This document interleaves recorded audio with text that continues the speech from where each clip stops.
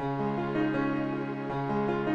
in 2009, she won a Grammy Award for Best Urban Alternative Performance for the song Be Okay, featuring hip-hop singer will.i.am of Black Eyed Peas.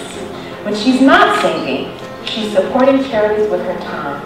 This ranges from serving food to displaced families, speaking at women's shelters, to visiting schools as a motivational speaker.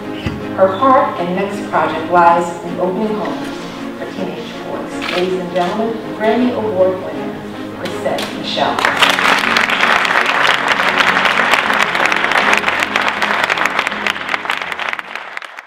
So I have the distinct honor of moderating our panel this afternoon. I have a series of questions that we prepared for our panelists, and then at about 4:30, 4:45 or so, we're going to open it up for you to ask questions to our panelists. So I'd like to get started.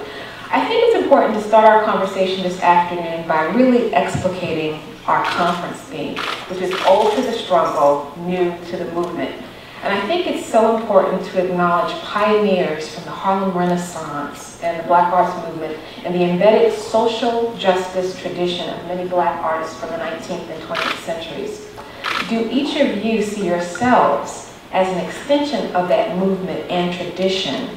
And if so, how? Sure.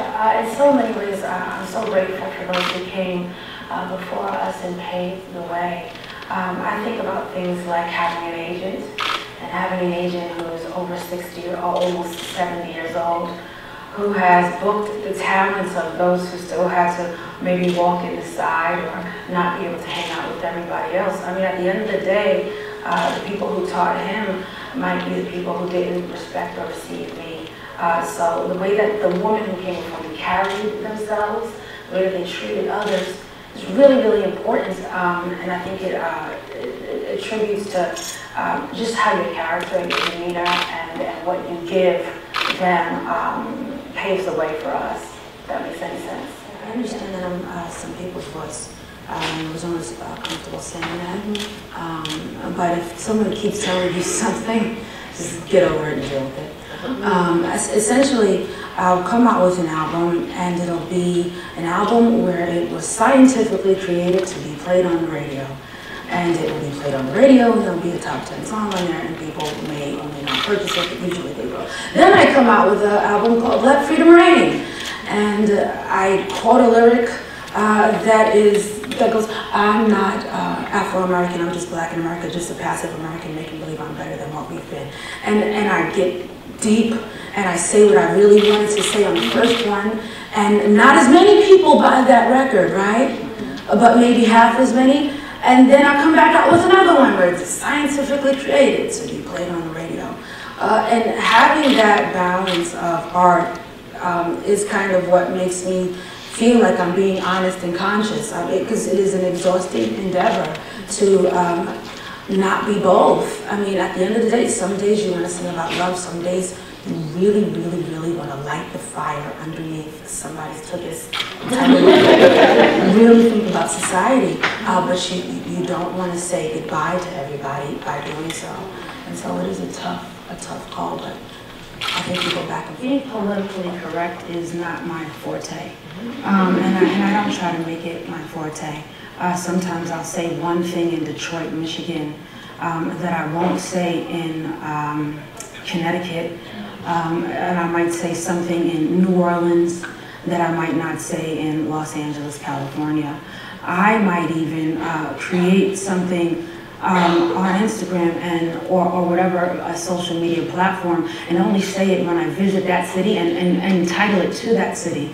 I might only put a song on certain radio stations in certain cities. So I am pretty conscious of who I'm speaking to, and I'm okay with, veering on the line of perhaps somebody in Los Angeles hearing something I said in San Francisco. I guess going beyond creating spaces to talk about these issues, I wanted to ask, what has been your experience as an artist taking your art from personal expression to the point where it is actively involved in inciting a movement or joining a movement or getting people to change their behavior? And I ask this in the context of those of us who are interested in art, who want to use it as a tool, but right now it's stuck in that place of just personal expression.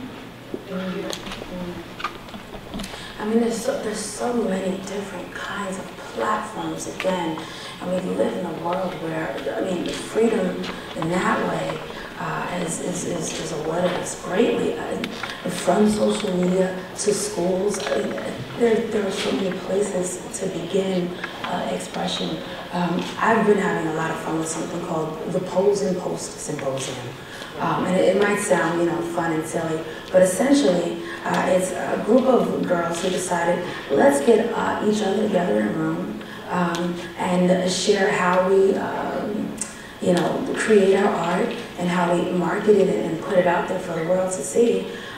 You can start your own little groups, you can start your own things, and we live in a world where word of mouth and social media spread really quickly, but it's really about joining forces with the artist next to you and saying, come on, let's do this together, and that's what makes it fun, and that's what makes it spread. Does that mean you'll put me on the track?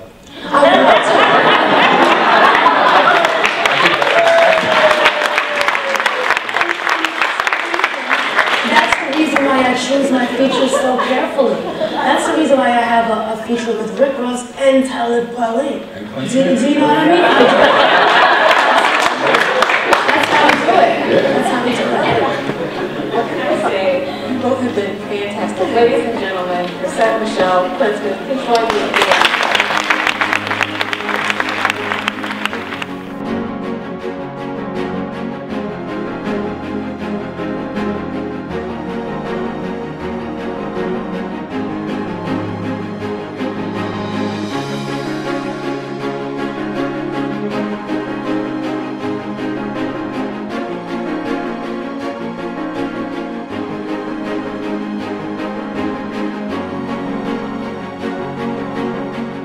I thought that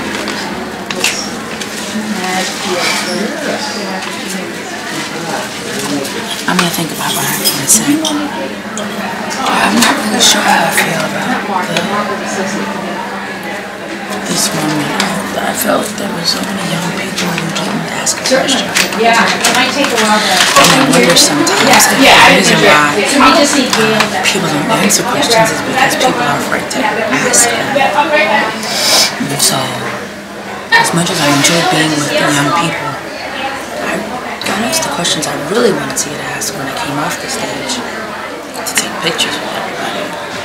I said, I know you have a question. What was your question? And one girl told me that she's starting a coalition in her community to bring together the urban community of her city for social change. People are afraid to be not politically correct. And so you don't get political change that way. I gotta find balance. But it was beautiful for Harvard to open up its doors and give us a stage to speak freely. I just think that we've got to be unafraid of our questions. We're supposed to question, but we don't.